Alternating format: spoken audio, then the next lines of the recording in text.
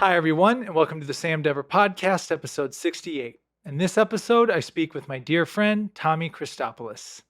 Tommy is someone I originally met here in Los Angeles, and this is his second appearance on the podcast. This was booked last minute. He didn't know he was coming to town. I didn't know he was coming to town, but then he ended up coming to town, and we just had to do this. We made it happen on a Friday night, and I really enjoyed our conversation. As similar to our phone conversations, Tommy and I dug deep specifically into spirituality, more so religion and God and his faith.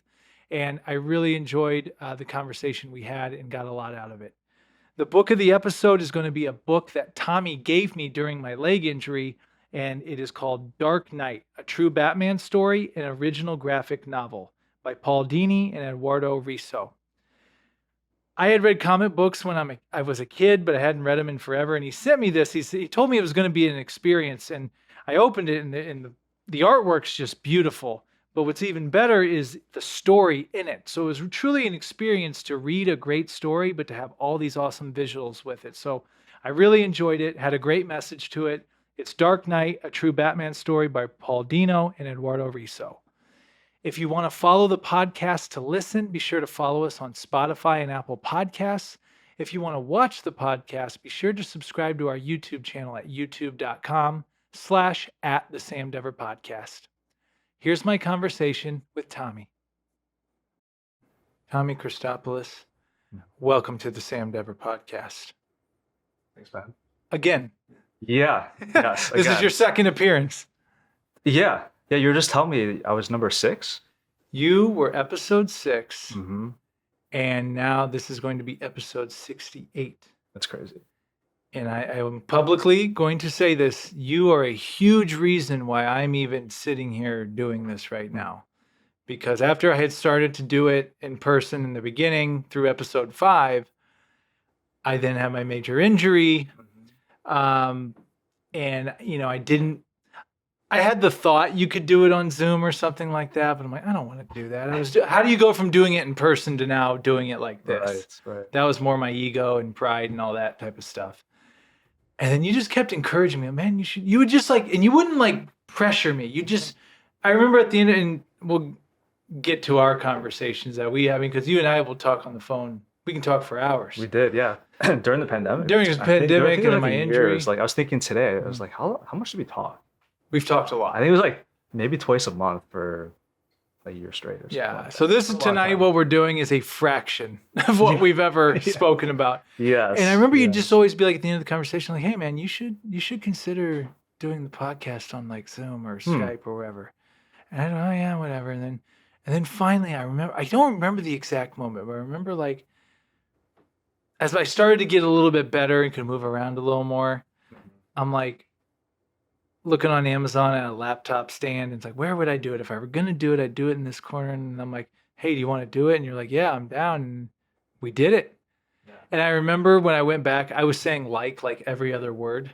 You were great. Oh, I thought I was terrible on it. I thought you could tell I hadn't done it in a while. Yeah. I watched some of mine and I had to stop it. I was like, I can't. I was like, I'm terrible right now. I look nervous. I look like I don't know what I'm talking about. It's just all these things, and I was like, yeah, I can't watch myself. Are you gonna watch this?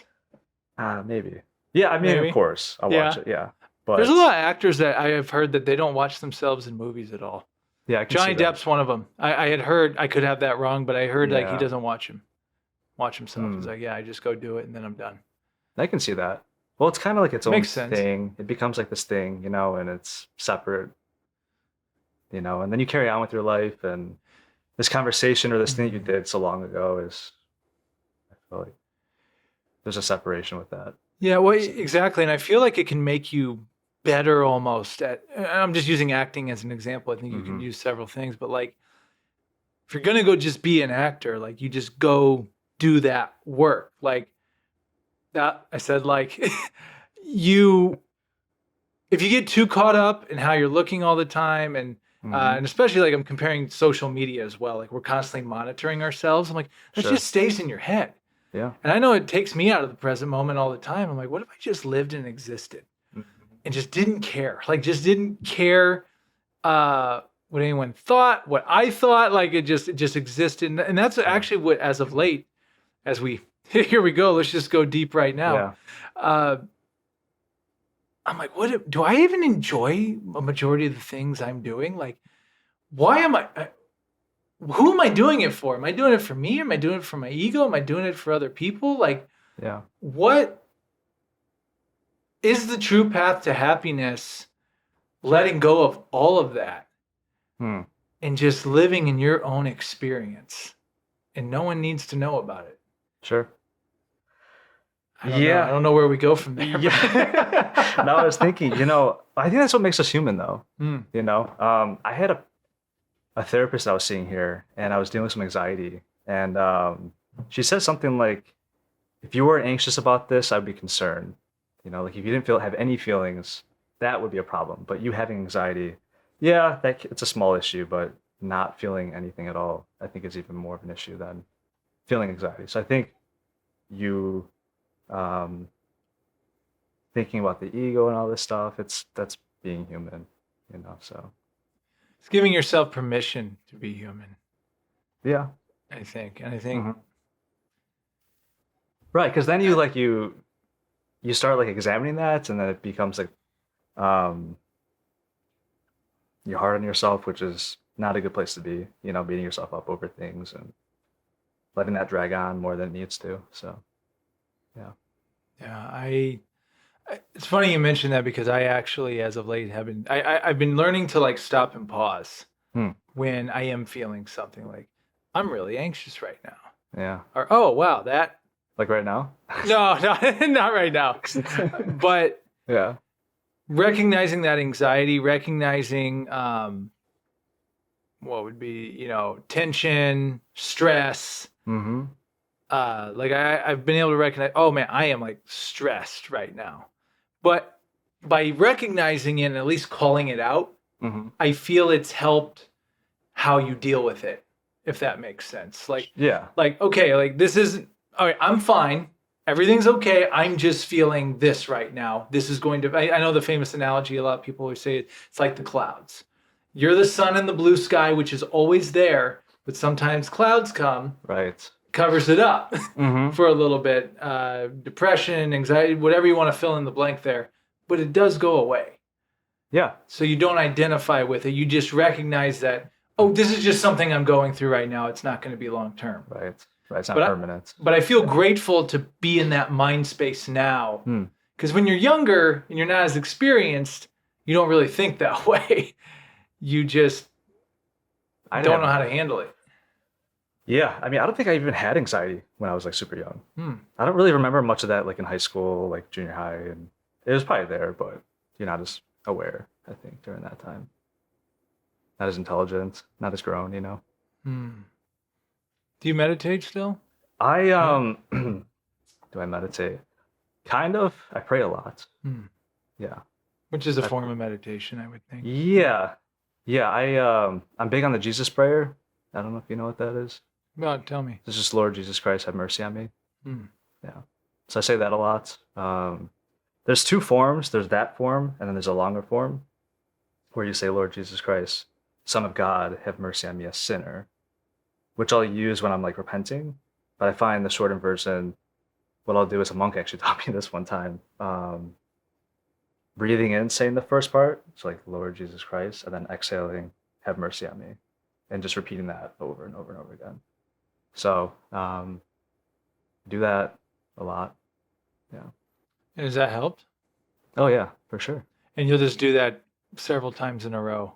Yeah, so I'll do it in the morning after I have coffee. And then I'll do it anytime I feel anxious. I'll do it like if I'm whatever I'm doing, I'll do it. Yeah, just in my head. So. Well, I know last time we dove. I think we began to scratch the surface of your own spiritual journey. Yeah. Religious journey, maybe, if you will. And when did we do? I think it. Oh man, it hasn't been that long. Oh my gosh, it might have been 2 years. I think so. It's been 2. Wow, I just blew my own mind. Wow, that was 2 years ago we did that. Yeah, right? September. I think it was wild. like sometime in September. That was 2 years ago, and so 2 years. I mean, and we've talked on the phone, obviously, between then. Oh yeah. But where are you at on your spiritual path Hmm. now? And we only have about an hour and a half. 5 hours? So yeah. Oh, okay. I thought we had all night. Because that's what I appreciate about you. Because you're one person. I told someone today. Yeah. The podcast I'm doing tonight, we're gonna be able to go deep on some subjects that Okay. you just can't maybe go with some other people. Just It's tough. It's tough to have that conversation with people. yeah, because you're very open. You're very open. Am with I? it. Yeah. I think so. Okay. I think so. Hmm. That's a good thing. So, So- tell me where you're at on the journey right now. Okay. Yeah, let's see here. It's been 2 years is a long time. Yeah, A lot, yeah. Yeah. So I'm currently at an Orthodox church, a Greek Orthodox church. So I was baptized when I was a kid, Mhm. was not religious growing up. Did not exist in the house. I was probably an atheist up until about 3 years ago. You were I didn't know you were a full blown atheist. Yeah, I mean, I was maybe leaning more towards agnostic, but yeah, I would say I was probably heading towards the atheism. Yeah. So, yeah. So yeah, I was baptized in the Greek Orthodox Church actually, and then found my way back about a year ago. So I've been at the church about 10 minutes from me, and yeah. How's that experience been? Honestly, it's funny because I've been thinking about like that experience like recently and all that, and I think it's honestly what I've been searching for, to be honest. I think since graduating high school, there's been this like internal desire, I think, in me to kind of search and to seek out understanding and meaning in life, and yeah. So, and now I'm at an Orthodox church. Yeah, and you seem like from our conversations, Mhm. you've been on a big journey. Like you've read a lot of different stuff. You've researched a lot of different stuff. I mean, you've exposed me to different Yeah. religious contexts and things of that nature. Yeah. So I guess where I'm going with that is now that you're here where you're at, Mm-hmm. you said it, you found what you were looking for. Do you feel just fulfilled then? 100%. Ah. Yeah. And what was it about previously that you didn't feel fulfilled? I guess what's the difference between what you were doing Yeah. as you were exploring different, Yeah. whether churches or Mhm. organizations, Mhm. and then when you found this one, you're like, oh, I feel. Yeah. There was a moment I was struggling with my mental health, and then I started seeing a therapist. Saw a therapist, and then I felt the best I've ever felt in my entire life. Came out of that, and it was when I was feeling good, actually, and clear-minded and level-headed, and life was good. I was in LA. I was loving the photography I was doing. I was living with my sister, so I had a lot of support and friends and all this stuff. But I felt something kind of internally like hollow, if that makes sense. This kind of like hollow feeling. And I think it was because I was so clear-minded from therapy that I was able to locate this inside of me. And it's probably there my entire life. But I think, which is weird. So it's like feeling good is me like locating that. Because a lot of times you hear people like struggling and they find God, which that happens and that's fine. But it was when I was like feeling really good, I guess, in a lot of ways, just mentally, a lot of mental clarity. And so I was able to kind of like locate this thing. But it wasn't just that. I think it was just me wanting to like know about truth and meaning and why am I here and all of that. So that's important to me, I guess. Yeah. Well, I'm chewing on that right now because you're right. Like I see it both ways, right? Like I can Okay. see how being in very stressful situations, or like I heard someone say in a podcast the other day, pressure makes diamonds. Mm-hmm. But they also said that pressure also busts pipes. And I Yeah. thought about that. Like sometimes it's make or break. Yeah. So sometimes maybe being in those situations do show you who you really are. Like real stress, real challenging times. Mm-hmm. but also at the same time, I can see how they can distract you from yourself because you're so focused on whatever it is you're Yeah. having to do. Right. Having to do or how you're feeling, Yeah. you know? So by removing everything, that's when you start. Anthony DeMello talks about it. It's not you don't add things, you take away. Yeah. Yes, exactly. So you took away to get 100%. Yeah, I guess in a way it was like emptying yourself, which is something we do confession, you know. And you were raised or Catholic, right? No, I grew up in the evangelical church. Oh, okay. I don't know if they do. I don't think they do confession. No. It's like Catholic and the Orthodox churches. Okay. Yeah, so that's one of the I don't want to say tools, but one of the mysteries of the church is they offer confession, which is a lot like therapy in a way, where you empty yourself or you empty your soul so that God can dwell inside of you, you know, and work in you. So it's hard to feel connected to God and to feel love and to give love when there's all this stuff like going on inside of you.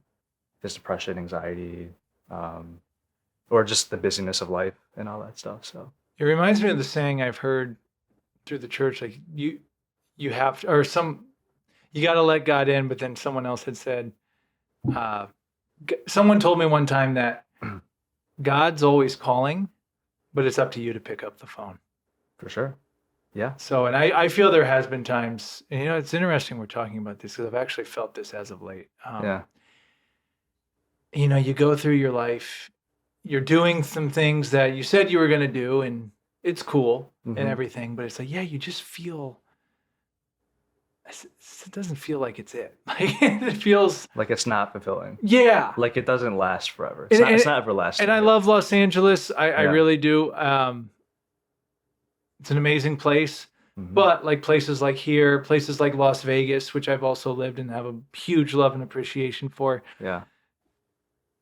The energy, though, of a lot of it is becoming something and chasing something and outdoing people. And you know what I mean? Like, and I feel like I'm past that point. At one point, I was completely that. Like, me too, man. Totally. I was right there with you. Yeah, you were right there with me. Yes. So you know, like. Yeah. But once you start to see past that and you're still around it, I'm like, wow, like this just doesn't like even light a fire of any kind. Yeah. I was telling Eric before we even began and you came over, like, I don't view Los Angeles, oh, it's Hollywood. It's like, this is where the stars are. I just live in Los Angeles. I just live in North Hollywood now. Like, that's it. Like, it's cool. I enjoy it, but it's not like this bright, shiny object to me. It's like, no, this is just where I've made home the past several years. Yeah. You know? I don't know. You just sparked that out of me, like, right now. Yeah. For everyone listening or watching, like, Tommy's one of those when we have phone conversations, man. Like, we start off like, hey, man, I got a few minutes or whatever. And then, like, look, it's like 2 hours later. Dude, I drive my family crazy. Like, my sister, my brothers would dodge my calls sometimes because they know, like, when I call, that is going to be, like, a long time. So it's hard. I have a hard time with small talk, to be honest. How so? It's just hard for me because I just always want to know what's going on with people and, like, talk about things that, I don't know, things that matter, I guess. So you do ask really good questions. That is one thing I've noticed about you. Of all the people I have conversations with, like, you're very good at asking questions.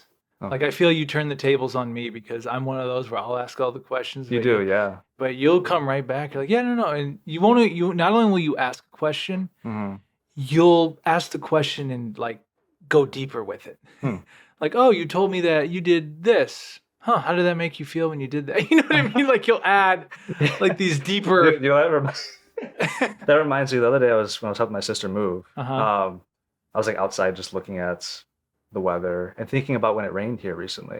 And I came inside and I was like, what was that like? Like, raining here. And she's like, what are you talking about? Like, it's rain? Like, it just rained? Like, it was, like, this whole thing that it rained a lot, I made actually. And didn't have to go there, you know, but yeah. Have you always been that way? Like, has it always been in your nature? Yeah, I think so. I don't know. Yeah. Well, that's why I've always appreciated our conversations, because I feel and you know this, we both Mhm. went to Playhouse West, and Yeah. I mean, how many conversations did like we have, and then you with other people, me with other people, where you left class Mhm. and you thought you were going to have like a 2-minute chat with somebody, Yeah. and next thing you know, I'm standing out there for an hour Yeah. on either on Lancashire or by Magnolia, and Yeah. those to me, and I call them like, and even now what we're doing now, like the serendipity Yeah. in the universe and God bringing us to this moment, because all three of us, we didn't know if we'd be able to make this happen, but just the timing of it, you coming to town, we were both available. Yeah. And it's like, we don't do this now. We don't know we're going to get a shot like this again. And Mhm. to me, some of the most beautiful life moments I've had are when you're having those conversations with another human being, even unplanned. This was planned, but it was also spur of the moment at the same time. Right. So it's like, okay, like this is a gift. We're getting It handed a is. gift right now. Yeah. And it's really sunk in as we've been sitting like, oh, this is a gift that we're getting right now. And, having those conversations with people, just connecting on that level that's above everything, above the world and stresses of this and that, and just Yeah. connecting. I view it as souls. Some souls are just connected. And I feel you're one of those people to me where Yes. we may not talk every day. I may not see you every day. But when I see you, it's like, oh, there's that familiar friend again. Yes. Tell me about, we meet as we're all both on our life journey, but we Yeah. constantly cross paths. Yeah. I don't know if that makes any sense. No, it does. And I'm very grateful for that. Like, I really Yeah. appreciate our conversations. Mhm. We talked a lot during a time that was crazy, and there's a Yeah. lot of uncertainty. And Yeah.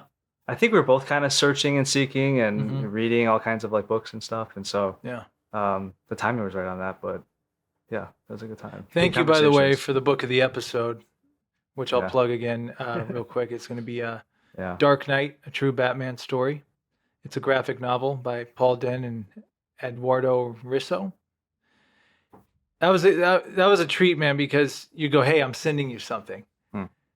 And I got this. I'm like, what the heck is this? Like, I used to read comic books when I was a kid, but this book was and you had told me it's going to be an experience.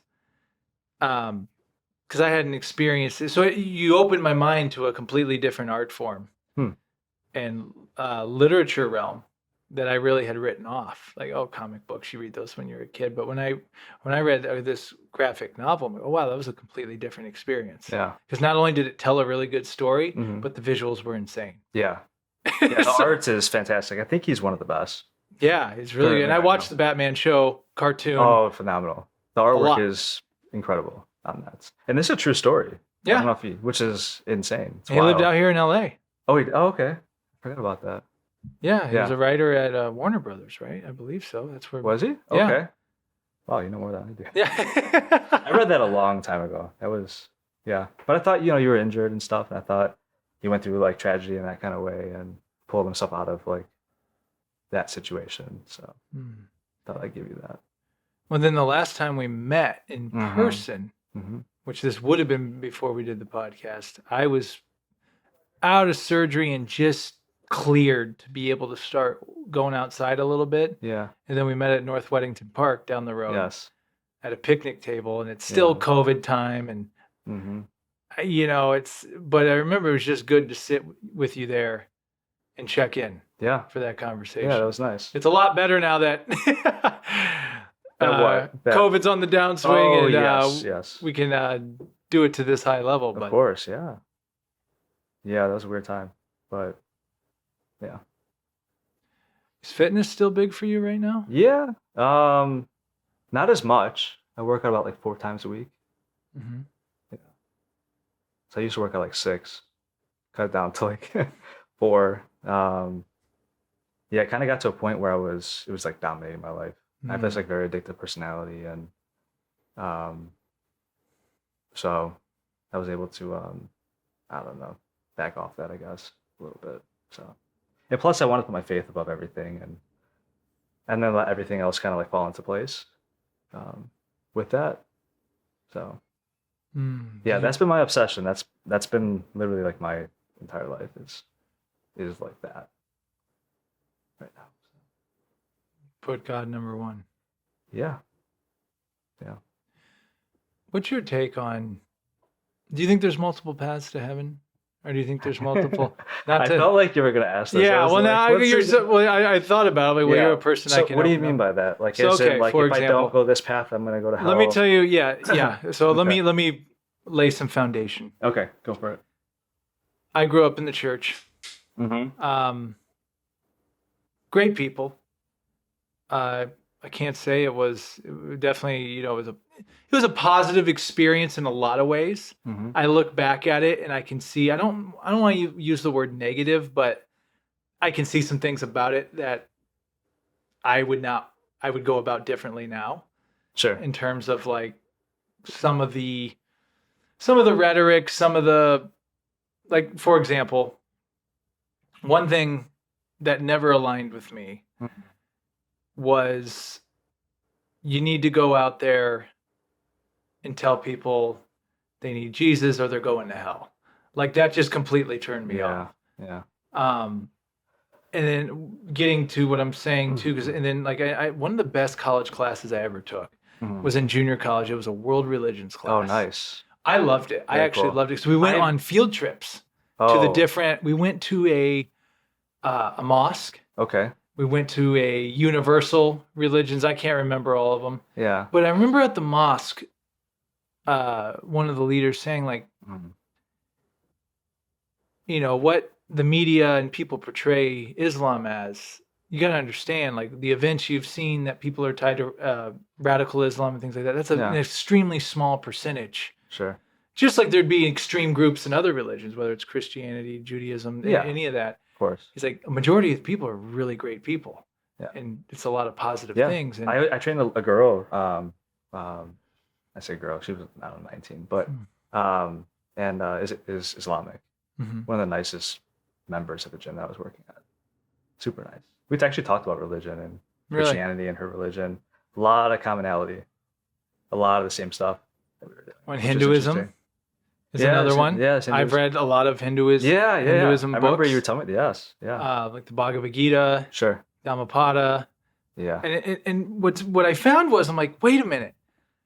What they're saying here, a lot of this is what Jesus is saying over here in the Bible. It's really, a lot of it's the same message, a lot of it. Mhm. So my point is, or the thing I'm trying to open up for our conversation is, do you believe, and you don't have to necessarily come from your point of view, but in general, like, is it this way or the highway? Or is it more of people need to find their own outlet for God? And that doesn't look the same for everybody. I guess that's what I'm trying to say. Sure. Yeah. Wow. That's a lot. It is a lot. It is a lot. That could probably take up the rest of our time. I'm going to do my best to answer. Yeah. That from my, like, where I'm at right now. Yeah, sure. Okay. So I personally don't think Jesus gave us that option.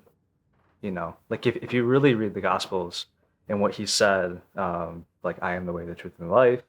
Nobody can come to the Father except through me. And then, like, in John, he talks about, I am the bread of life, right? He says, I am, like, 7 times, which was mentioned in Genesis when Moses talks to God. He's like, I am. So part of it's like, it's that, man, this is a lot to, like, unpack.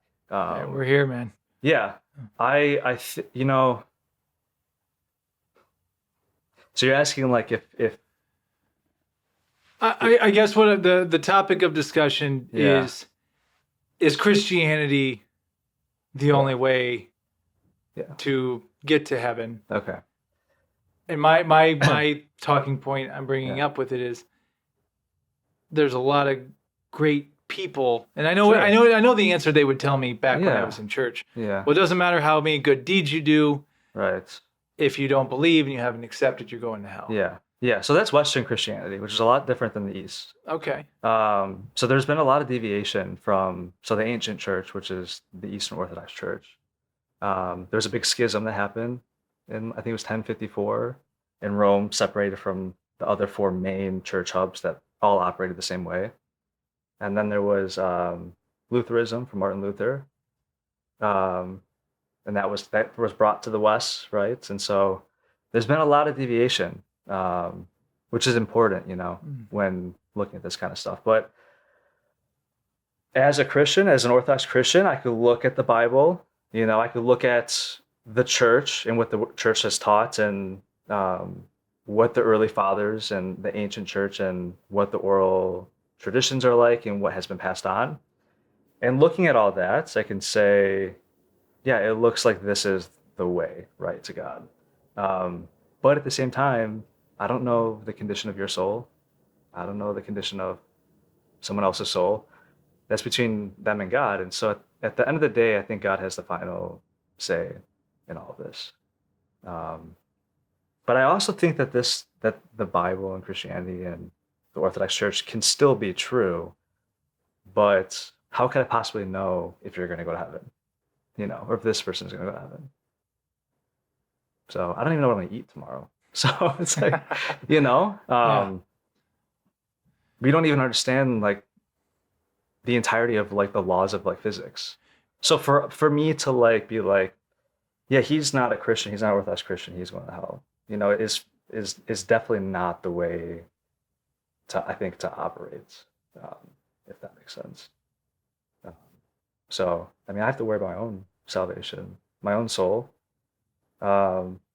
It's something that I worry about all the time and I work on, and so yeah, if that makes sense No, to that was you. very good. But yeah, there are a lot of religions out there, and they say a lot of the same stuff. But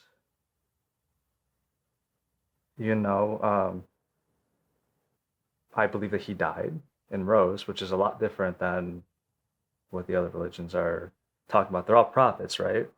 And Christianity and Judaism, which is, Christianity is an extension of Judaism. There were a lot of prophets, but this time around, he's not a prophet. And you know what's really great about this too, Sam, is that the way I see it is God gave us a way to follow him, and so it makes things less messy. And because if everything's relative, I think it reduces God, and so for me, focusing on him takes a lot of the pressure off, because otherwise, like, you're getting pulled this way and that way, and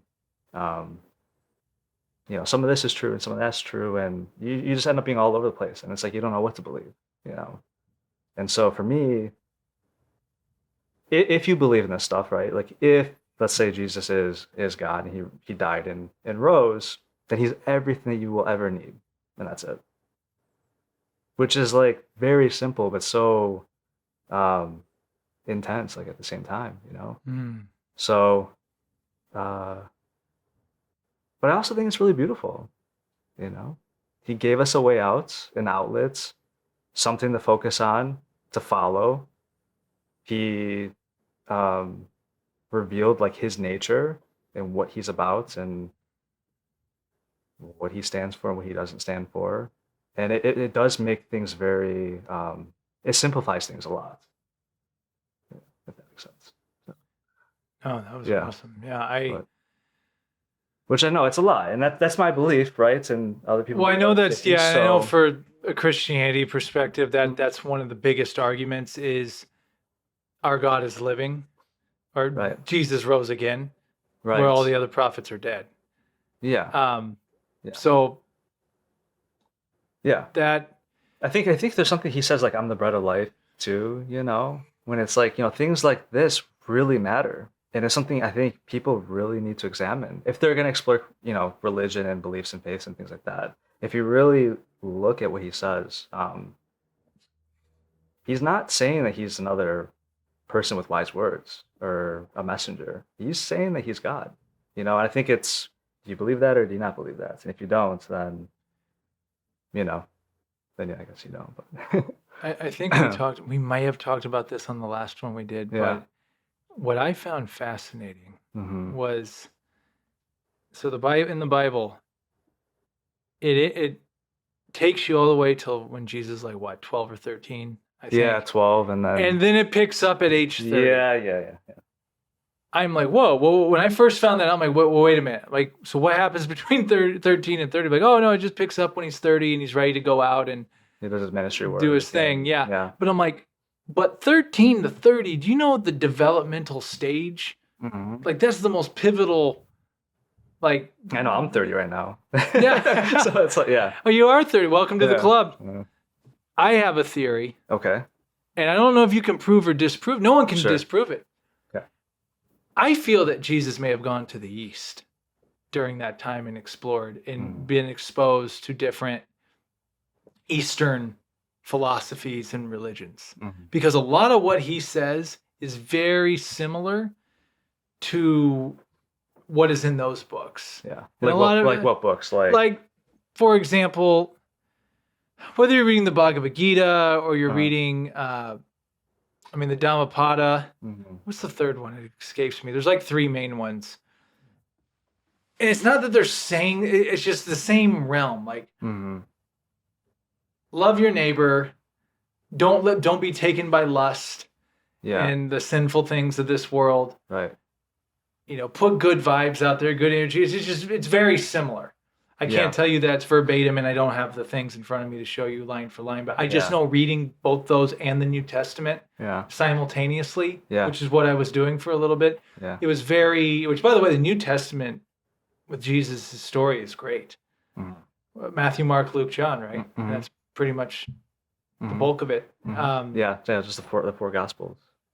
Yeah, and that's what really brought me back to examine Christianity again. Yeah. Because I'm like you, like this isn't for me. Yeah. And I did that when I was 18. you just said it wasn't Yeah, for I me. bought it for someone I was dating at the time, and I read like one thing. I was like, oh, this is stupid. And like put it on my nightstand. The Bible, that's what you did? Yeah, the Bible. Oh, Yeah, geez, I read like something. It was like his Sermon on the Mount, all the stuff. Yeah. And all that. I read that. But yeah, I would argue against that just because Hinduism's the oldest religion, and then it's Judaism, Okay. right? And so, if Christ is the same God from Judaism, then to me it wouldn't make sense that he would go and study other religions when Judaism. I mean, he was a rabbi, right? He taught in synagogues. Fair. I mean, he spent his time teaching the law at the time. So I feel like I believe that he was God, but at the same time, they dedicate their entire lives to that, to the law. So, I yeah, never thought of that, so I'm glad. yeah, oh, Yeah, you're right. He was a rabbi yeah, he was, and a carpenter. and the carpenter, yeah, yeah, yeah. I don't know. Do they say? Because I know, like, in the Gospels, a lawyer asked him, "What's the greatest commandment?" And he said to love God with all your heart and soul and mind and body. And then the second is like it, to love your neighbor as yourself.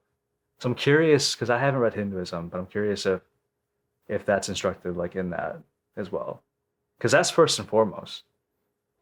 So you're saying, can you rephrase that? So you're saying, So like, as a Christian, right? Like Mhm. the first commandment is to love God, and then it's to love your neighbor as yourself, right? I see what you're saying. And to do good works and things like that. But like the main purpose is to grow closer to God, to work towards like growing closer to God. Hmm. That's like first and foremost, and then it's to love your neighbor as yourself. But that happens, obviously it's an extension of loving God because God is love. And then if you're working on that, then it gets to a Yeah. point where maybe it pours out of you and all that. Yeah, no, I think there's definitely similarities in that regard Okay. of what you're talking about. I have not read the complete thing, but Yeah. I have read about a quarter of the Quran, Yeah.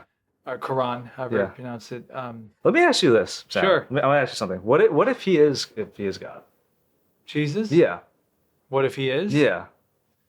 Like, what would it take for you to believe that if he is God? I'm just curious. See, now we're opening up a whole other. Yeah.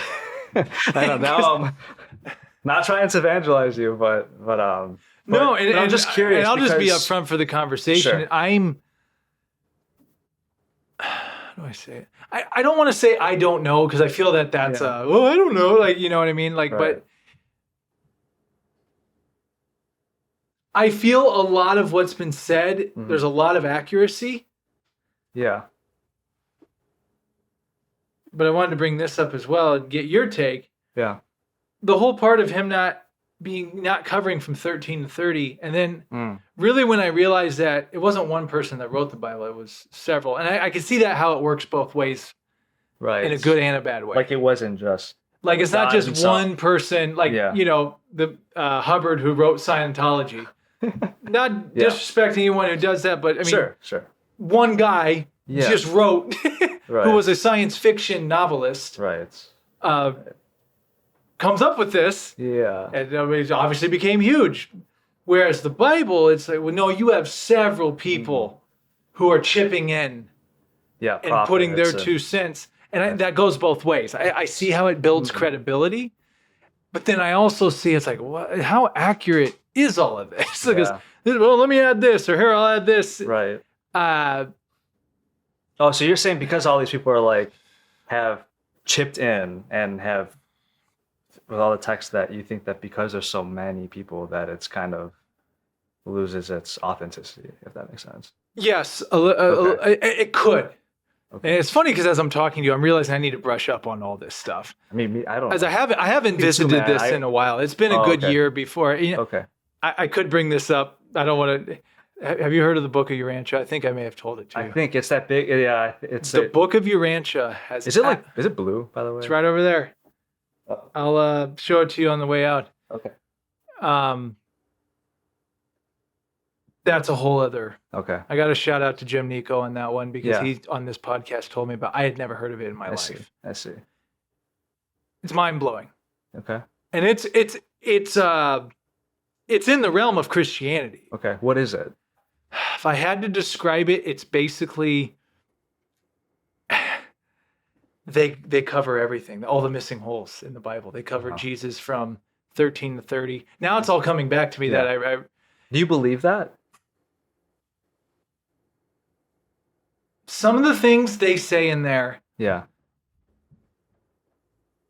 I believe parts of it. Okay. Some of the way I feel in the Book of Urantia, some of the way, and I've watched some interviews with some people. I don't know if the guy was an atheist previously or what, but he said he read the book like thinking it was a joke. Oh, okay. And I'm sure people have done it with the Bible too, right? Sure. I'm just going to prove Case for Christ, right? We've both read that book. Right. Yeah. The Case for Christ. Yes. They go into it trying to disprove it, and they come out like, holy cow. Right. Oh my gosh, I was wrong. Yeah. In the Book of Urantia, it talks about, it's just, I guess it's just an interesting read because it covers Jesus like in his 20s. Okay. It talks about one of the most fascinating stories in the whole thing, talked about 2 things. Yeah. Where there was a woman friend of his who they had connected, and she had taken a real liking to him, and he recognized what was happening, and he told her like, hey, I can't be this for you. I can't be romantic with you. My path is this other path that I can't do. And she like really wanted, marry him and have kids. And who is this guy? This I'm talking about in the Book of Urantia. They're covering. I should probably give more context. So the Book of Urantia, just showing, I should have done way more religious research before. Because people are going to see this and go, this dude has no freaking idea what he's talking about. I'm not an expert either. I am not either. I'm just going off what I've read a bunch of different stuff. Yeah, but man, you've read more spiritual books than I have. Anyone can look it up. The Urantia book. It's basically the lost works of the Bible. And I see. This is where, and actually, I want to say Chicago, there were these therapists that were doing these, they were studying people in their sleep. Okay.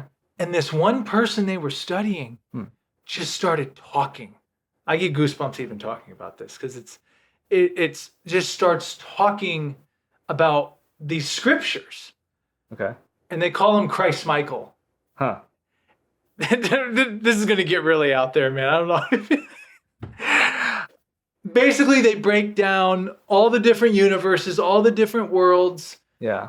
There's 7 different levels to beings, human beings being the lowest on the scale. And I'm telling you what, that made sense to me.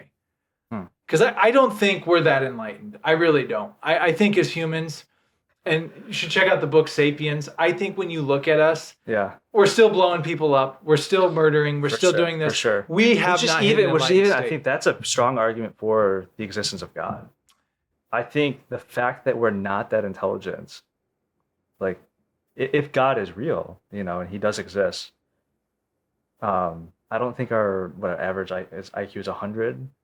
Is it going to be able to figure out, search for God using like the instruments that we're using or whatever, or use science to prove that God exists, because you're talking about something that created, he is existence, right? Yeah. So no, like, you're how right. could you possibly use an instrument to detect, God? I'm glad you said that because you remind me of, I'm going all over the place right now. I know. but it's like our phone conversation. Yeah, but this is what I love. This is fun. This is fun for me. Yeah. Like for people, like this is how we talk. Like you and I have these phone. But I know. Two quick things. I'm going to address what you just said. But the story where Jesus in his 20s told that girl, like, "Hey, can't do it. You're cool." Oh, you're saying that was Jesus? That was Jesus. Oh, I see. They call him Christ Michael in this book. I see. And I can't give you all the explanation of everything. It's a huge book. Mm. The other story I thought was very interesting about him is this is like when he's like 27, 28. Yeah. Was between him and his mom, Mary. And Mary, can you think of Mary's perspective? Yeah. I haven't had sex. Angel comes down. Right. Hey, you're going to have a baby. Right. People are looking at Joseph and her like, hey, what the heck? Probably Joseph is like, yo, what's going on? Yeah. You for sure. You have this, but Jesus, and I'm sure they saw the talent and everything within him, but like you say, he didn't minister till he was 30. So it's talking about like when he's 27, 28, Mary was like, what's the deal? Like, I thought you were supposed to be this thing. Yeah. The savior. Yeah. And I think this is also in the book when he goes to the wedding, and this is in the Bible, and he turns the water into wine. Yeah. He was very big. And I think, again, I'm getting everything's blending in because I think this comes from the Urantia book. Yeah. When he went out to the desert for 40 days to figure out who he was and to have that, confrontation with Satan and the temptation. Yeah. One of the decisions he makes is from the Urantia book is, I'm not going to show off what I can do. Whereas Mary, once she started to see things he was able to do, she's like, you need to show everyone, you need to do this, you need to do that. He's like, whoa, that's not the point. Right. So I thought that was very interesting. And to your point, what you just said, again, I should pull this up. I have a bookmark somewhere, but because I thought that same thing you just said about when you really start to look at us as humans, like we talk about, oh, we're civilized and we're this. I'm like, are we? Are we that much different than animals? To some degree, yes, we have a consciousness, things of that nature, but there's a passage in there where it explains that exact concept where we're just really these animal beings. And the difference between us and the animals is we have a choice to God. Right. And we can choose that to get to that enlightened state. Dude, yes. And that's really interesting you said that because I actually had a conversation recently. I was chatting with a life coach right now. He's also a priest, which is kind of interesting, but there's like life coaching on the side. But he was discussing like what it truly means to be human. And it's exactly that, right? It's not falling into temptation and participating, doing things that like animals do, right? It's like being human is kind of, is letting those things like die, if that, in a way, if that makes sense. It makes perfect sense. Yeah. So exactly what you're saying is that lust, gluttony. I'm curious. Does that book bring you closer to God? Yes, it does. Does it bring you closer to Jesus? Yes. Does it make you believe Jesus is God? So now we're getting into the. Yeah, I'm just curious. The Holy Ghost, God. Right. It brought. I know that's a really heavy question. I'm curious. It's a great question. And I don't know the answer to what you're saying. Jesus is God. Yeah. Well, I guess so in a way because to me, there's been a lot of times when I see an atheist who is full, and I'm not picking on atheists. If you want to be an atheist, you are free to believe whatever you want. But for me, when I see people that are so gung-ho, like, God does not exist, it's all BS, it's lights out when you leave this thing, there's part of me that's, it's actually their passion and conviction that it doesn't exist makes me actually believe more. and I don't even know how to articulate Oh, that properly, interesting. but it's more of like Huh. Like the ones that are like, a big bang happened. yeah, That's how it happened. right. Blah, blah, blah, blah. And it's like, well, it's just as crazy Yeah. to say that I don't know if a bearded man in the sky is the right visual, but a Yeah. greater entity, God, Sure. Yeah, whatever you want to consciousness, right? Or consciousness, universal consciousness or something creatively created all this like that. down to a T. Right. It's just as crazy to say that as it is to say, oh, these atoms and molecules were bouncing around and boom. Yeah. And this just all of a sudden happened. Right. Right. That to me actually sounds even crazier Yeah. than intelligent design. For sure. So, For sure. and I am not the person to like show you studies and back all this Oh, you don't up. have any papers over there? To, like, Yeah, no. And any research? I'm really glad you came on because I Yeah. really feel this is the first time on this podcast I've really Yeah. been able to Talk about this let stuff. it fly on about this type of stuff because it's important. Yeah. I mean, it is important, and it's only been the last like 100 years where like we've moved away from like the U.S. moved away from like I mean this is the first time where people are becoming more atheist and agnostic. and look what's happening. Not going to the church, and it's not like the entirety of humanity, the history of humanity. There was no God in church and or temple or a place of like where you're worshiping something that's greater than yourself. You know, so it's an issue. We're living in a really interesting time. You know, this is the first time this has ever happened. So.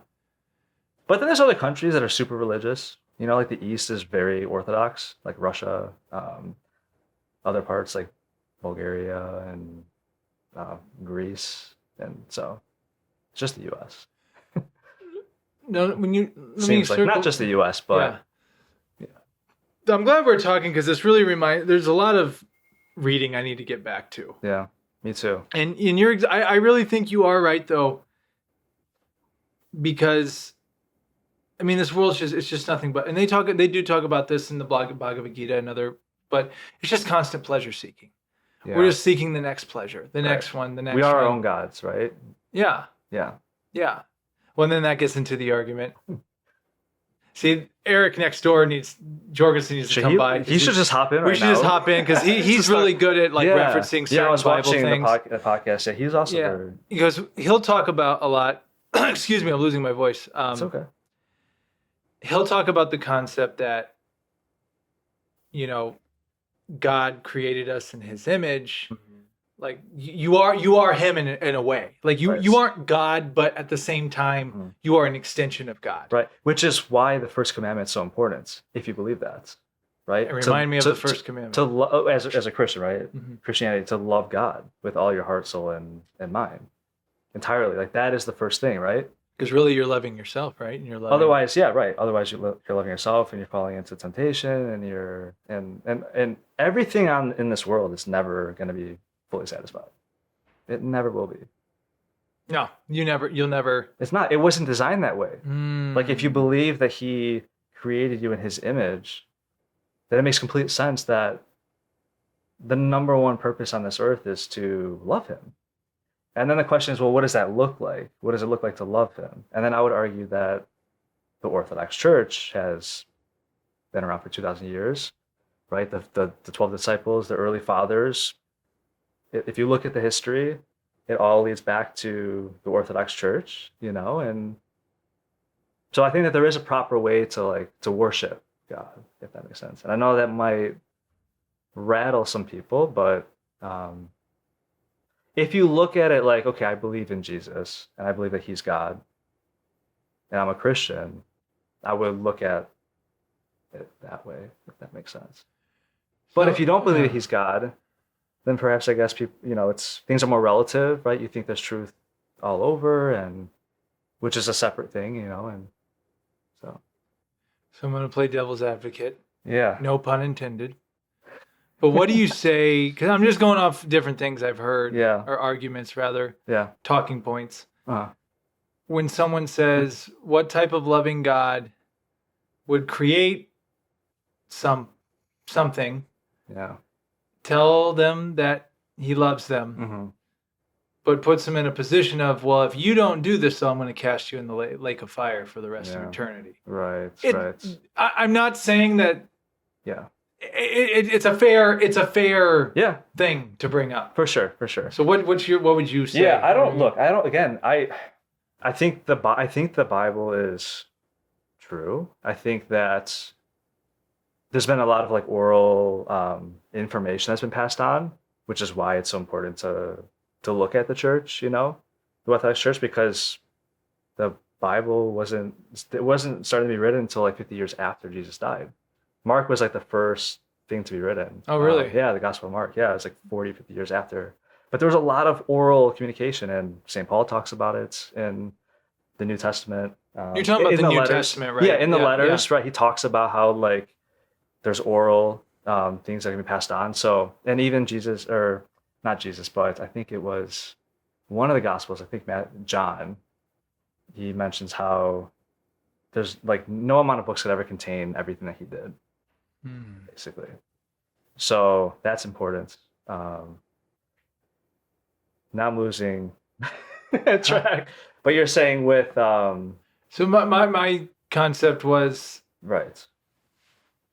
So okay, if you love me so much, yeah, right. and you say you give me free will, but yeah, if I don't follow a certain pattern, you're gonna you Right. created me basically to do what you wanted me to do, and if I Yeah. don't do it, you're gonna put me in right. You're torture gonna suffer forever. forever. Yeah, and that's a very So- brutal way of putting it, but that's what people are getting to when Right. they say that. Well, look, I mean, yeah, you can look at the Bible and it says that. It's very clear. And you can look at the church and they're clear on that. But at the same time, the church also, I think, if I'm representing this correctly, I think there's also this understanding that we're not God. Like I said before, I don't know the condition of your soul or someone else's soul. That's between God and them, So I don't know what the afterlife looks like. I have no idea. There's been like instructions and there's been things written down. But at the end of the day, God has the final word. And so I don't know, which I know it could be kind of like, well, how do you not know? So, yeah, it's a difficult one for sure. But there's also the, like Genesis, right? Like the fall of mankind, and Yeah, that was our own wrongdoing, right? We chose Garden of Eden. right, yeah. So this understanding that we chose ourselves, we chose our own, like we know what's best for us, kind of thing, right? And so we didn't listen to God. We just, we didn't obey Him. We went against Him. We turned against Him, and so it's kind of like our own doing in a way, which I don't know how people feel about that, but yeah. So. And this is not going too far off Yeah. topic, but what do you think of the concept of reincarnation? I mean, Doesn't exist. I don't know. I don't know what is true. No, I know. I'm just right? asking your opinion. So it's like but I mean, the Orthodox Church doesn't. It's not something they believe. Yeah. So it's not something the early fathers, And when I know church has like this kind of like, I think people when they hear church, right? But you have to understand, like as a Christian, the history of Christianity is the Orthodox Church. Like church is so important. So I look at that as well, and so to me, it's not something that Jesus preached. It's not something that was taught. So no. Yeah, man, I'm like full in on. Yeah. And understand when I'm Orthodox. bringing this up, I'm not Yeah. trying to challenge you or get into Yeah. a debate with you. For sure. I just feel you're one of those people, for my own, Yeah. and maybe some people listening that have looked at this other stuff. Yeah. I think it's a beautiful thing when someone like yourself is 110% concrete belief, knows your stuff. You know what you believe. Yeah. And I think there's a lot of people in this world today, take any subject, religion, politics, whatever, they don't know what they believe. Yeah. They don't. They either follow some ideology or Yeah. they just never bother to look. Right. And that's one thing I really respect about you is you have taken very seriously your personal journey of this path and really Yeah. done the work and read things and researched Yeah. things. The work that I needed to do, I think. Yeah. Like it was important to me to like I had a logic and reasoning was very important for me. It was a very pivotal, I think, moment in believing in Jesus as God. So C.S. Lewis's book, I don't know if Mere Christianity. You're the second person to have told. I know. Really? I'm gonna order it. I've heard it's really good. That helped me out a lot, because I'm not one look, some people, they don't need a lot of science, they don't need a lot of answers. They have strong conviction and faith, but for me, I needed to be able to wrestle with this and does this logically make sense? Can I reason with this and find a way to not only believing in God, but believing that Jesus is God. So that helped me out a lot, was that book. Yeah. So let me ask you this. Okay. Because you asked me, and you, I feel, are more rooted in your belief in it. Yeah. So you said you believe Jesus is God. I do. What Yes. led you to that's it? Jesus is God. Was there a specific moment, or was it just over time, just the more research you did, it just eventually... It was long story short, it was over time. Probably it was... So it wasn't one event. It was one... No, it was a lot of things. There were things that were happening to me that you just can't explain, right? Some of that was kind of happening, but then it was also reading certain things. I think everyone has certain, for you, that gap, right? That 12 to 30 is a big issue for you, right? And so it makes me ask questions. Right, which is great because you should question it. Because you should wrestle with it. I think that makes your faith even stronger. That's great. I think that's a blessing. It's a blessing to really challenge that and to have that question. And I had that not with that gap, but there was other things that I had a really hard time, believing. So I had to I read that book, and there were other things too. But yes, I think everyone has their own maybe issue with it, and especially now because we're so detached from I'm going to say Christianity, just because again this is a very new thing that people aren't religious. If you talk to our great grandparents or even our grandparents, it was common to go to church. I was just talking to my grandma, and she went to church for 10 years every Sunday. She never missed a day. I think it was 10 years. You talk to someone now, and that's crazy. Wow. So you go to church, it's frowned upon, So it's a very new thing that's occurring, I think, in society. So yeah, but and I think one of the biggest, and I'm repeating myself, but one of the biggest things, and I'm really glad, again, we talk about this conversation wasn't supposed to happen tonight, but I feel talking with you, it's really reignited and reminded me and taking me out of the hustle and bustle of life and all that. Get back to reading some of this stuff because I feel it. Like you said, you feel that just something's off. Do you actually feel that? You do? Yeah, I have actually. I actually have felt. It's odd, right? Because doing this podcast and doing these things is amazing blessings. I love doing this, but I just feel it isn't. There's a deeper purpose. There's a deeper, and maybe it's through this possibly. Yeah. But it just you don't feel aligned.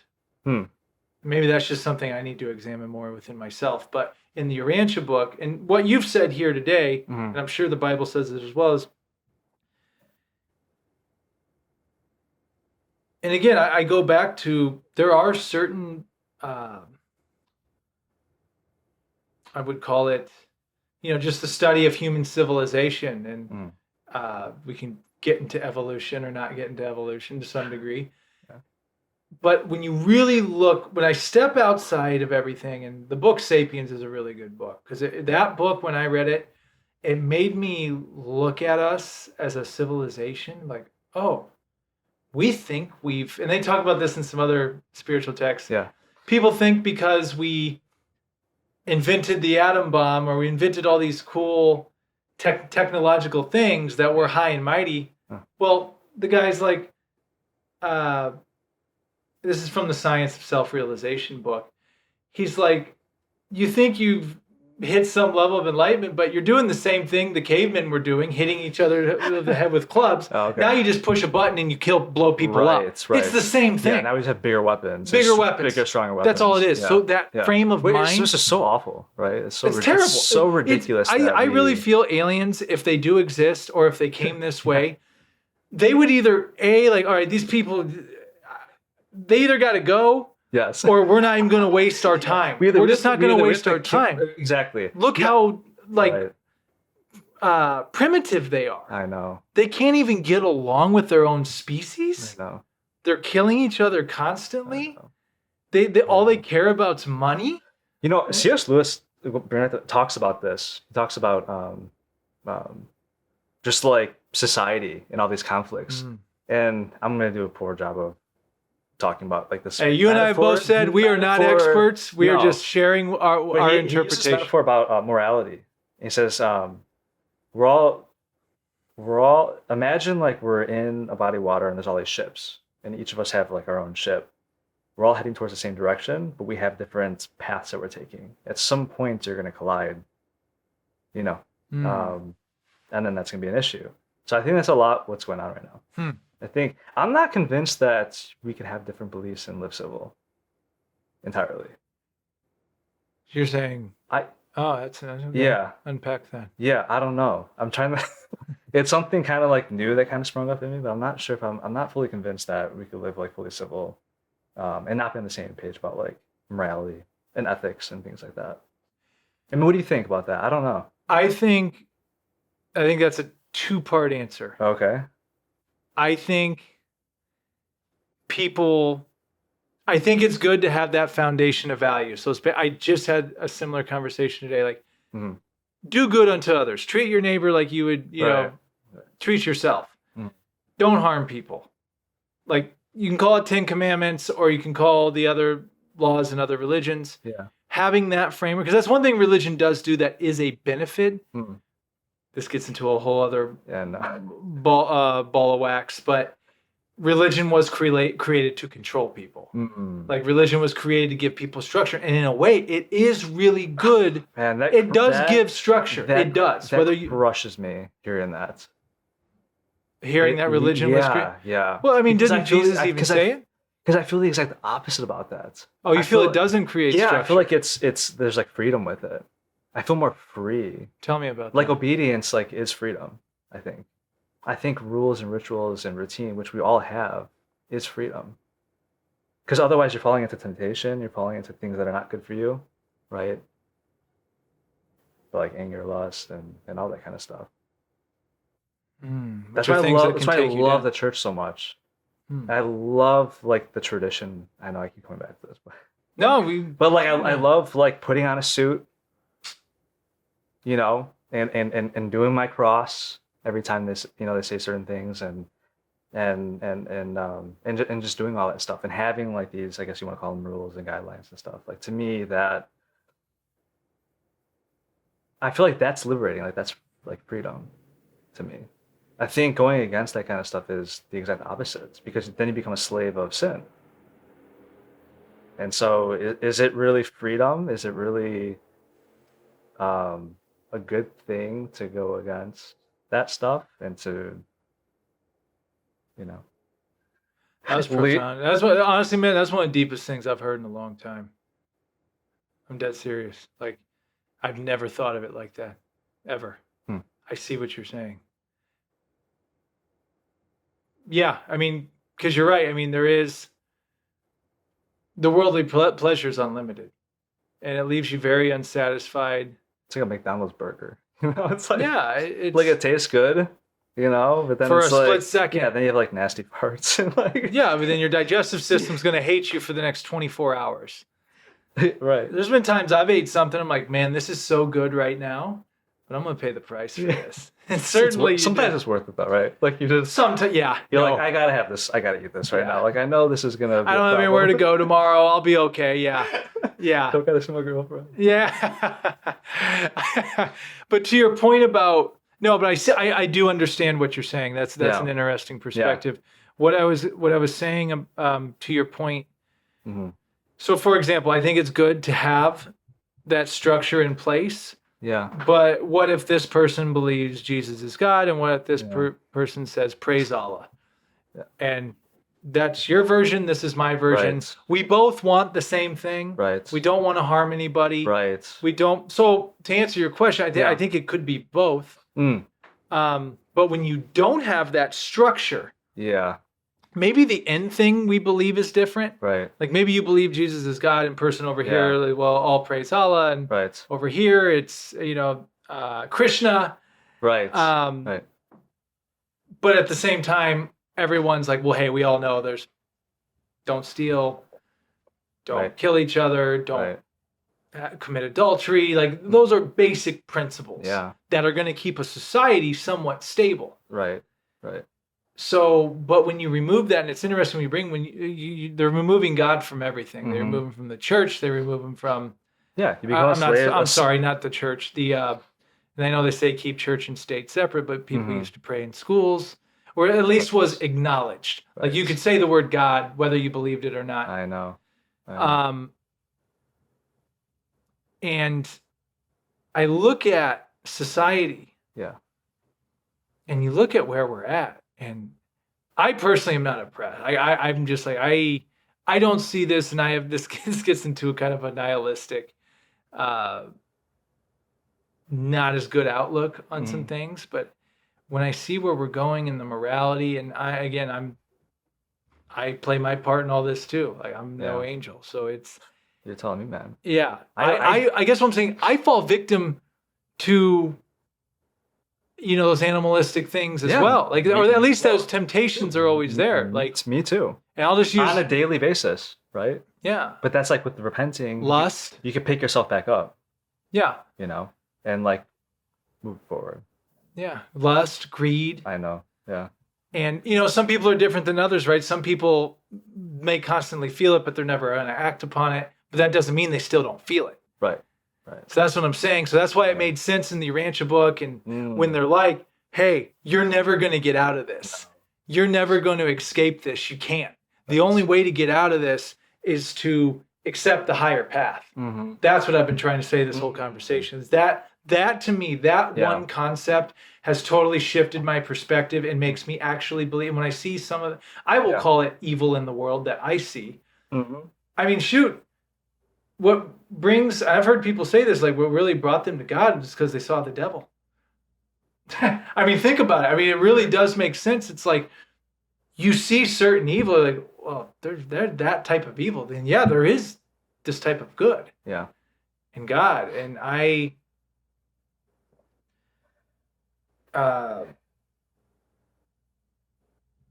again, it's like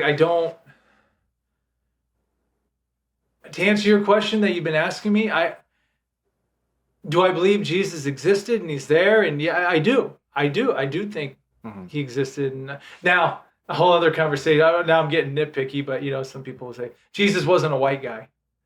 First and foremost. No, he wasn't. He was from the Middle East. Yeah, he was. He's going to be dark complected, and that's a whole other conversation. Yeah, or like you're talking about iconography, like the people what they paint Jesus to be. And he's not white. God, a white guy with a beard in the sky. He's not white in our church. He has like olive skin, like a middle, like so.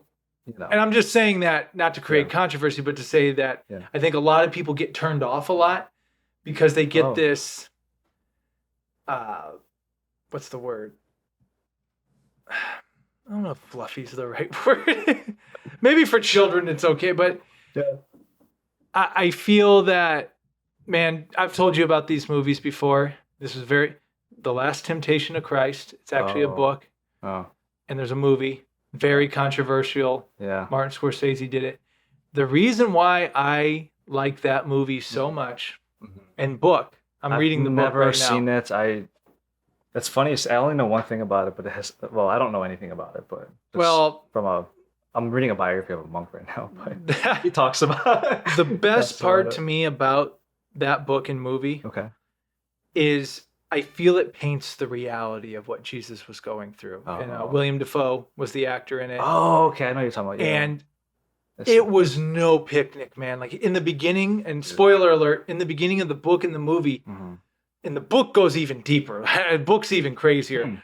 But in the beginning of the movie, he's just a carpenter building crosses. He's actually building crosses that are crucifying the false prophets. Right. In the beginning of the movie, he gets spit on by all these people. And one of the ladies, he's crucifying this lady's son, or he built the cross to have him crucified. Yeah.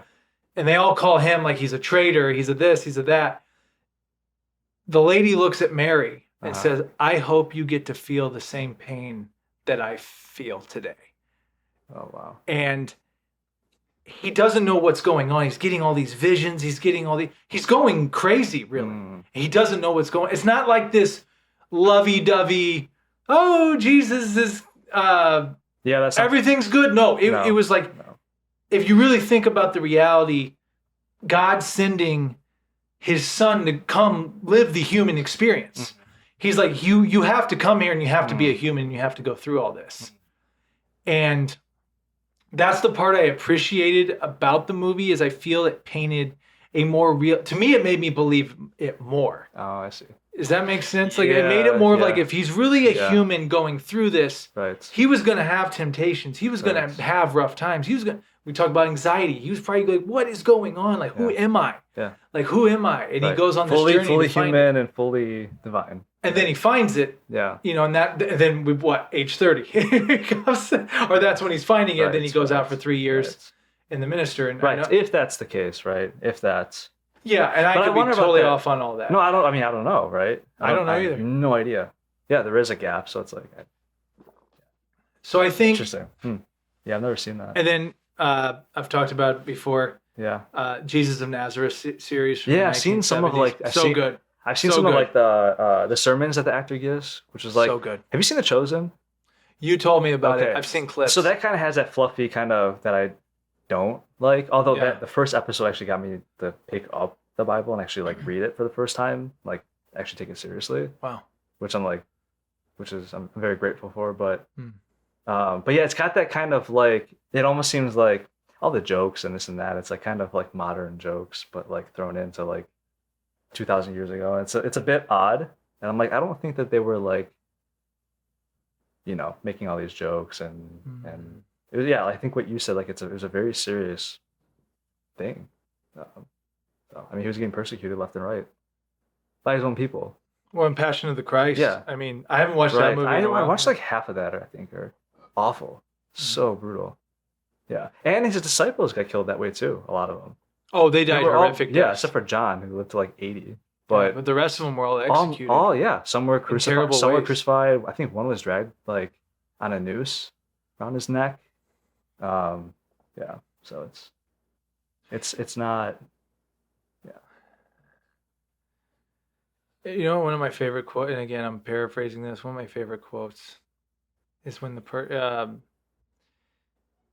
it's the concept of, you see the two sets of footprints, and then you see one set of footprints. Yeah. And the person's calling out to God, how could you have left me on my own like this? You deserted me during this rough time. And then God responds back,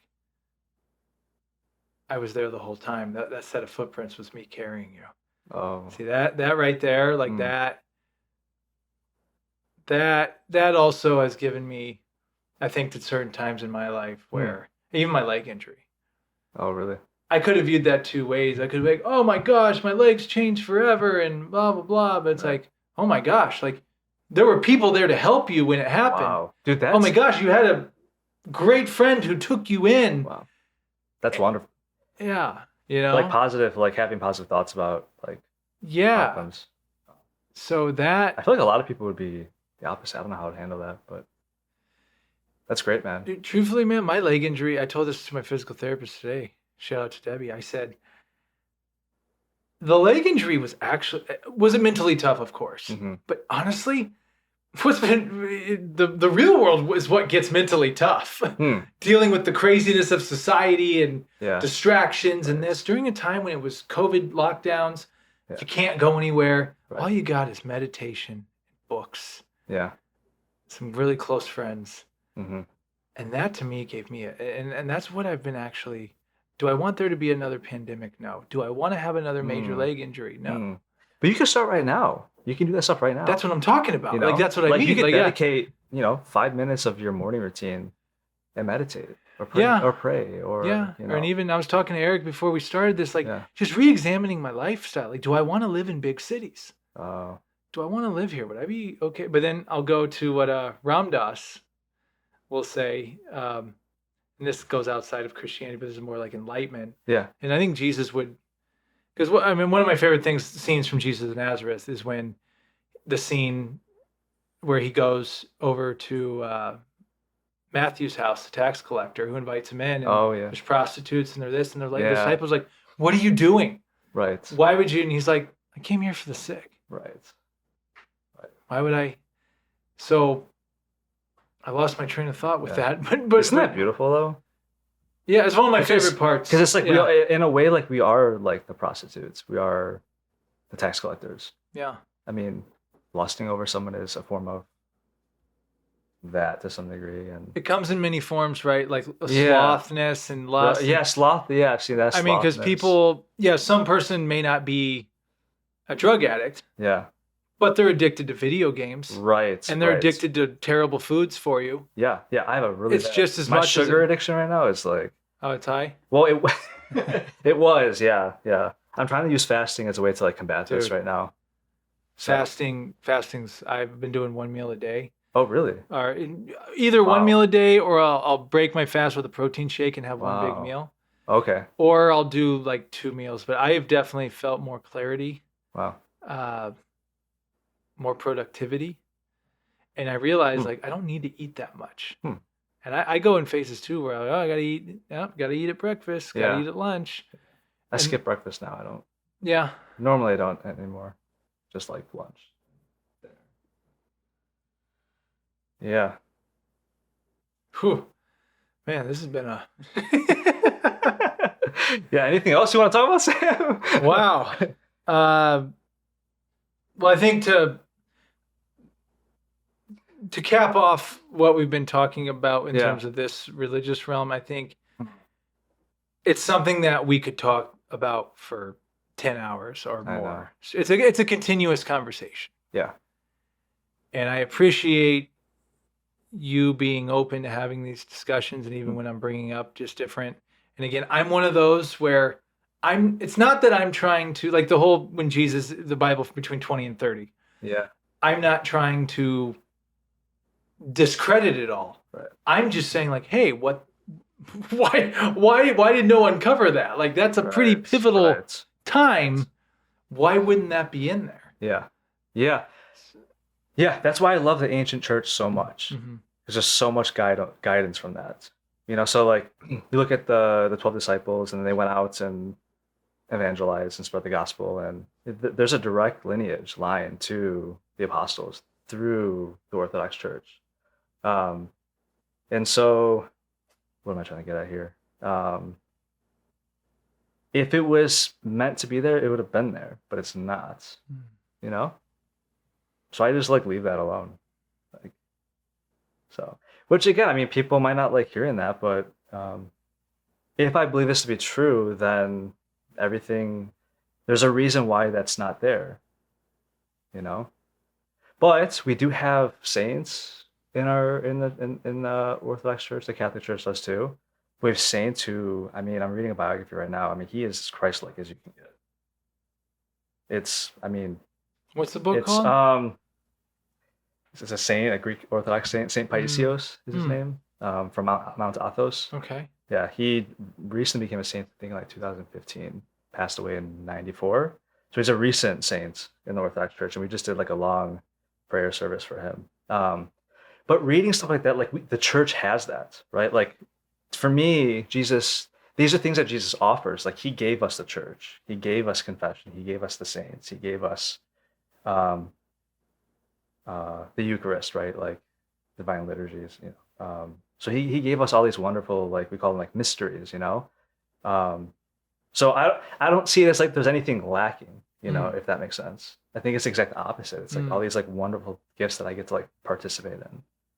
and that he's given to us so we can grow closer to him, so yeah. And so I think it's like, well, but then I see what you might be thinking is like, well, I can't give you an answer about that, and it's still missing, and yeah, it is still missing, and I can't give you an answer about hell and things that are written, so You know what my mom told me one time? what's that? She said a few different things to me that were just very simple. She's religious, right?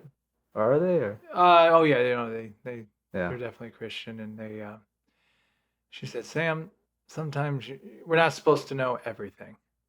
And if you think about it, in your human existence, Mhm. and part of me wonders that, like, am I spending too much time trying to figure stuff out that you're never going to figure out?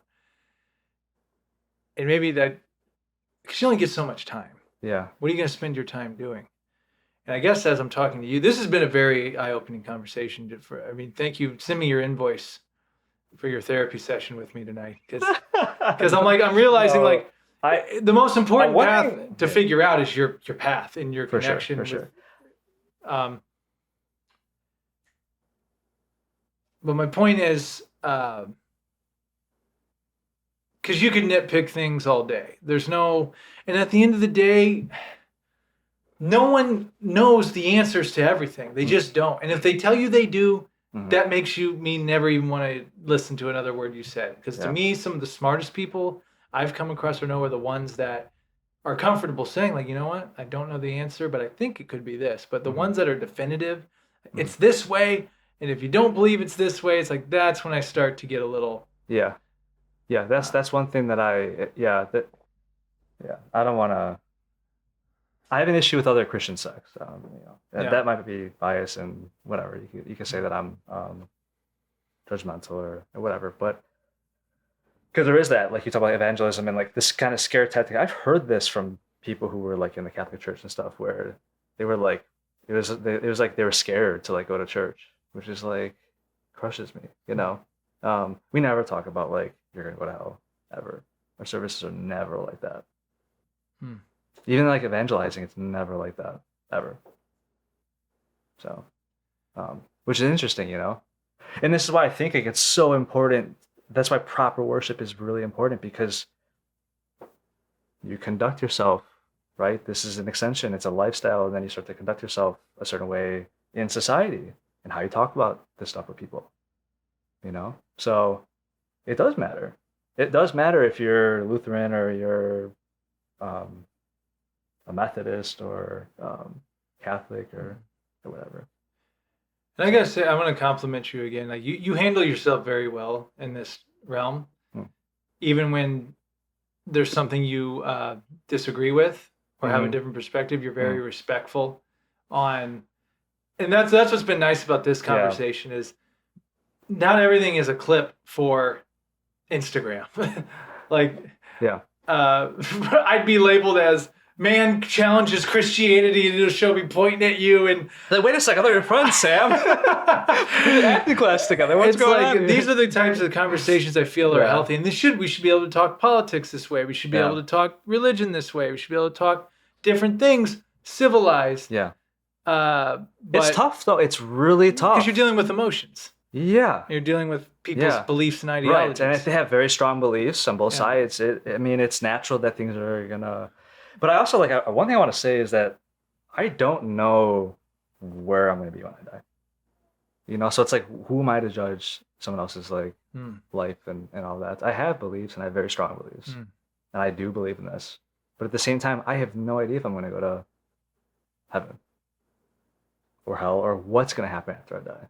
So, it's like, yeah. So let me close this portion of what we've been talking about with a question to you. Yeah. And you said you feel more fulfilled now. You found this is it for you.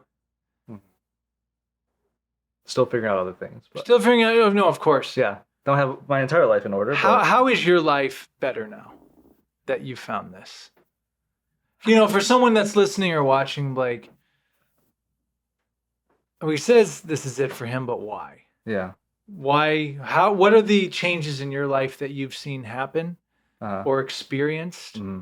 that let you know? And I may have asked this previously, but I want to get a little more detailed. Yeah. If you're able to answer it, and maybe it's just That's a tough. feeling.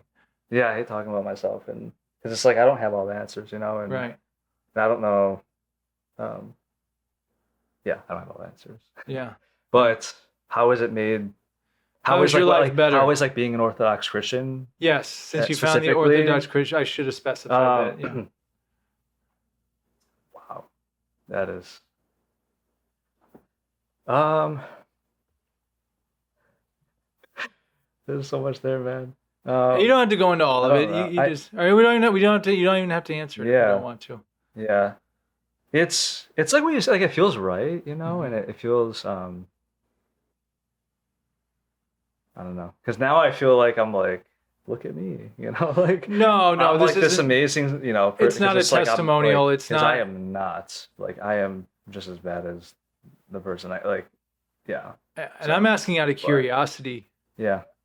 Because I just genuinely, because I know you've done the work. I guess that's why I'm asking it. Because it's not like you never paid attention to any of this, and then someone invited you to a Greek Orthodox church, and you're like, oh yeah, this is everything. No, and funny thing is, I was at a Catholic church before that. So it was like the last thing I thought that I would ever. I hated the church growing up. I'd go to service for like Easter and stuff, and it was like you're speaking in Greek, and it was all this chanting and the scents that were being and all this, and it was like the weirdest thing. I hated it. And we had to stay up all night during midnight. It was a very bizarre. So no, it's not like I was like, oh, because I'm Greek and I'm Greek Orthodox, I can just run back to the church. This is easy. But what has changed? I think I was maybe a little more depressed before. That's one thing I've noticed. I think despair in this, like I dealt with a lot of anxiety in the past, and OCD, intrusive thoughts, specifically in the past. So like my mental health seems a lot better. I just feel like this is tough, man. I don't know. I should be able to answer this, right? Well, I think maybe some more things you can't articulate. Maybe more at peace. And maybe that's the answer. Yeah. Yeah. I mean, I have anxieties and worries, of course, like, and I still fear death. It's not like, that's not scary to me, but you're more comfortable with these things now. Yeah, I'm more comfortable with these things. I'm more comfortable with myself. I feel like it just feels right. It feels like this is like purpose. Yeah. Which may sound crazy to some people. But there's like little things, like day-to-day things that have changed. I will say one thing that I've been working on is like gratitude. So important. I went to this monastery like an hour away in Harvard, Illinois. I don't know if you know where that is. No. I think I saw you posted on Facebook. Yeah, and I Tell me about that. Really, I don't want to say too much, maybe out of like respect for him, but right. I chatted with this monk. Like it was awesome on a picnic bench, like under like trees and stuff. I know, very like. But one of the things, I was just pouring out everything I was dealing with and all my issues and things like that. And one thing that he said to me was, he's like, you're missing gratitude. Like you need to, every day in the morning after you do the Jesus prayers, it's to thank God for everything. He's like, you're missing that. I think there was like a lot of this, and I just learned recently from my priest that like despair is like the worst word, I guess, in like the church, like hearing that. But I think a lot of that was going on in me. I think I was beating myself up a lot. I was really hard on myself. And I don't think I was really, like, to be honest, like grateful for a lot of things. I was really lacking. That was very transformational for me, is being grateful about life, about the good things. Because it shifted this kind of like positive outlook on things. I think I was like in this like routine of, oh, it's hot out, and just like, like it's so easy, right, to get trapped in that. It's very easy. I do it all the time. Yeah, and I still like there are times where I do that too, but it's like being grateful, like waking up like, thank you God, thank you for this house, thank you for this food, thank you for life, yeah, existence, right? Thank you for my friends, my family, my parents, like, and I'll get into detail about like certain things. That has been like a huge change for me. Because before it was like, the Jesus prayer, for instance, which like, Lord Jesus Christ, have mercy on me, is very intense, right? And so adding gratitude has been really good for me. It's like helped me out a lot. Beautiful. But still working, still, I don't know, still Yeah. working on things. And then even like in that stuff, it's like there's still things I'm sorting out and trying to figure out and navigate. And the church has been, I think, stability too. The church has been like a very stable kind of, I don't know, entity, I guess, if that makes sense. Mm-hmm. So stability, I think I was internally not stable, like not a stable person at all.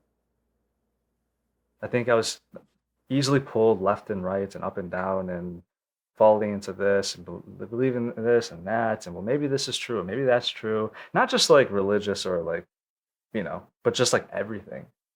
And I just felt like this, like crazy in a way. It's like I don't know what to believe. So yeah, stability, foundation, has been nice. And I don't have like a ton of friends there. I just go by myself. I have like one person I talk to. I just go there by myself and do my thing. So That's awesome, man. But- And I definitely, it's one thing I have, because I have not physically seen you in a while. Like, yeah, you definitely, physically, and we haven't talked in depth like this in a while. I've only heard of each other's voices for like. Yeah, you are definitely more grounded, Huh. In a good way. Like I definitely can see and feel that you're in a good place. That's important. Not that you were in a bad place before, but I'm just saying. Sam, I think I really was in a bad place. I had a mental breakdown after the acting school. And luckily my sister was there. I think I should have gone to like a hospital or something like that. Yeah, I had like just anxiety, depression, OCD. I mean, all these things were just hitting me hard. It's like they all got into a car and was like, I want to run them over. I remember you said you were going through some stuff. Yeah. But it wasn't like that and then, oh, Jesus, There was like so much. Right. And it was other things. But yeah, before it was, I think I didn't realize how much I was struggling with my mental health, I think. So. Yeah, I mean, it's real. It's real. Like, it's a real thing. Yes. Just as important as your physical or spiritual health. It's so important. And if you don't have good mental health, you can't see God.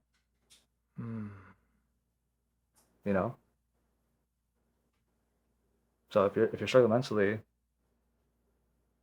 or internally, like how you can't receive, God. So I know this.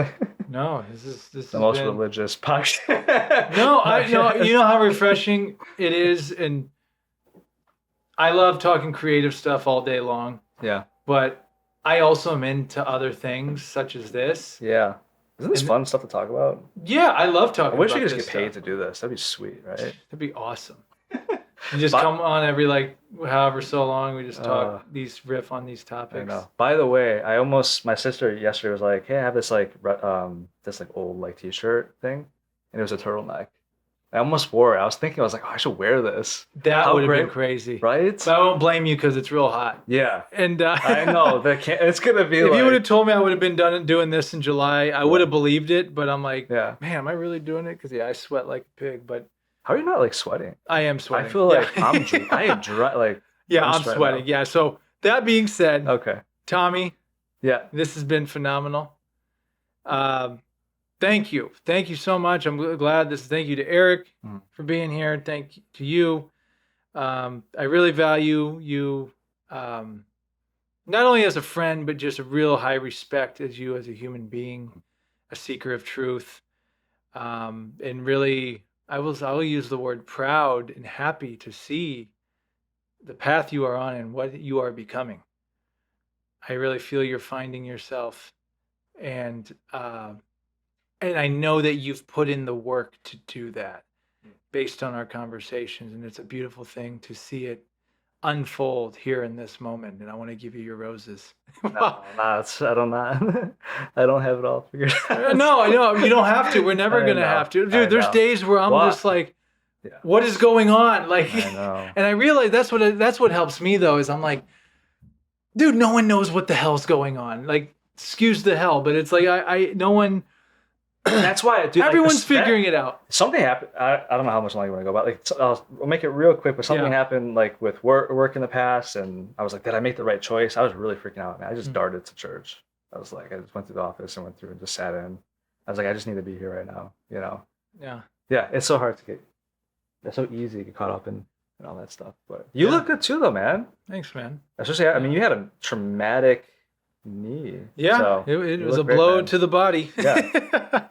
And the podcast, you know. Thank you. And again, thank you for your support of this podcast because, again, I give you credit to really pushing me in that phase where I was really about just to not do it anymore. I'm like, I'm not going to do this anymore. What's the point? But then you pushed me, were a muse rather, and a catalyst for me to start doing these on Zoom again. And I just cranked them out. Dude, and it got me to this level that gave me motivation. Maybe I could do this in person again. And then I started filming in person again. I'll keep repeating this. Thank you to those that experienced those disasters. This is me trying to film everything and lighting. And the next thing you know, Eric Sarich is stopping over to drop something over for Eric next door. And well, I can shoot that. And here we are. Right. So I want to say one last thing to that. Sure. What was I going to say? Really admire your work ethic. Admire your work ethic. That was one thing that like I've noticed. Well, and how nice you are, and you're curious about people. And it seems. I know, and not that it seems. I know that you care about people, and so it's something that I value and why I still reach out to you. Thank you. But yeah, man, you keep pumping out these podcasts. I'm like, this guy is like full throttle, man. Well, I'm gonna keep shouting out Eric Sarich's name too, because it's been a beautiful thing to connect with Eric, because when you find, like, I feel that there's certain things, like, we got to flow down. We have it down and we're evolving and we improve along the way. It's looking really good, man. Do you know how difficult, like, people think they can just throw money at things and things happen. Yeah, to some degree that's true, but to find the right people that you connect with and work with is a completely different thing. And when you look at all the things that become really, really successful, I'm not saying that's what's happening with me, but I'm saying it was people that was a great team. Whether that was a podcast, whether that's a film crew that makes movies, like, you know, Tarantino using the same people and his movie. He found his people, he found his tribe. Right. Or a startup company that you find the right coder, the right CEO, the right marketing person. Which is so hard, right? To find somewhere you just connect and chemistry, man. The chemistry, yeah. It's it's super rare. Yeah. But when you find it though, it's like, oh wow. When you find it, you have to hold on. Yeah. And that's for me with this podcast. Because I mean, I'll admit, man, like, even as of late, like, when you're working all the time, and again, I'm so glad we did this. I'm happy we're doing this, but it's like, I know everyone in this room, and we're even going a little later right now, and I know we're all freaking tired, but it's like, at the end of the day, I have to, it's actually Andrew Tate who said this. He said, emotions are just emotion. And that's what and if you're not feeling that good or you're feeling great, the task needs to get done. Whether I want to do the task or not, and Joe Rogan said this, you don't need motivation, you need discipline. No. This is discipline right now, what we're doing. Like, so. Yeah. Man, you have like a fire in you that's like, I don't know. I wish I had some of that, man. You just fired me up again. But I feel I can open up to you because, people see us posting these constantly, and it's great. I'm glad you recognize the consistency. Yeah. But dude, it's freaking hard, man. Sure. It's really, really hard. There's a lot of work that goes into it. Yeah. And you're not trying to be like other podcasts, but you're competing for people to at least give yours a shot. Right. And listen and watch. But you know what though, with you, like, you're an authentic, you're a real person, and you care about people, and you ask good questions, and you're a very curious person. Yeah. So I think it's gonna be. Yeah, and thank you, and you're a big supporter, man. And I'm really, for me, I'm doing this. It'd be great to make money off this one day and to be able to just keep doing it. Yeah. But honestly, I would like just to keep doing it, whether it's at large scale or small scale, because I get to have moments in time that we capture and we put out for others to watch, and maybe us watch again one day. So that all being said, my friend, thank you so much for coming on. Great to see you. Yeah. As you know, I always give the guest the last word, but before Mhm. I do, if you want people to find you or follow you on social media, is there a particular place they can go? If you don't want anyone to follow you, we can. I have social media. Okay. Yeah, but I'm not. I post sometimes, but they don't need to follow me. It's fine. All right. Well, then I have an if they orthodox. find you, they find you. I have a I actually did make a like a religious kind of page where I just post like quotes and things like that. Where's that at? Where can people find that? It's on Instagram, obviously. Is there a particular handle name? Yeah, Orthodox layperson. So Okay.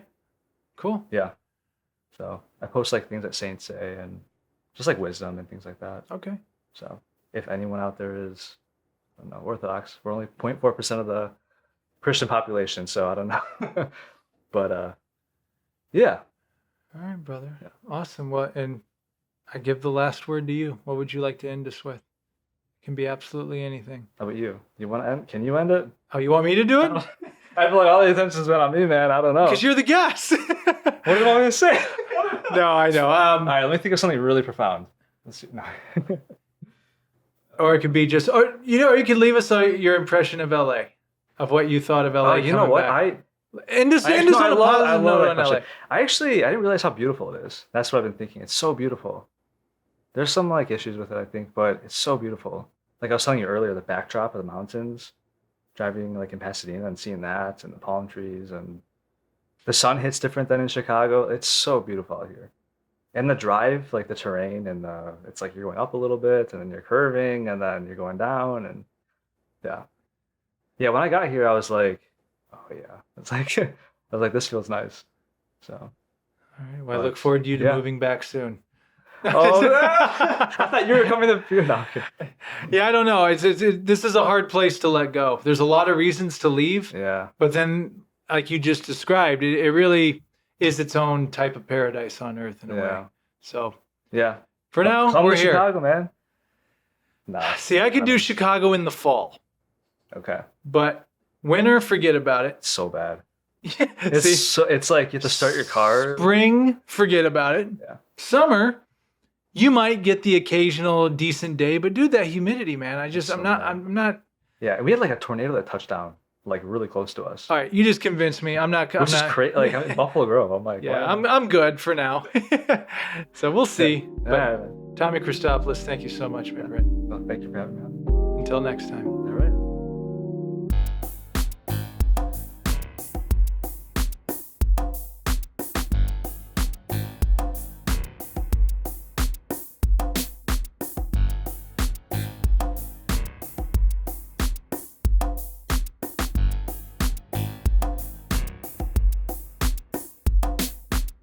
Hey everyone, thanks for checking out the Sam Dever podcast. Be sure to follow us on Spotify, Apple, or wherever you get your podcasts. And if you watch the podcast, be sure to subscribe to our YouTube channel at youtube.com/@the Sam Dever podcast.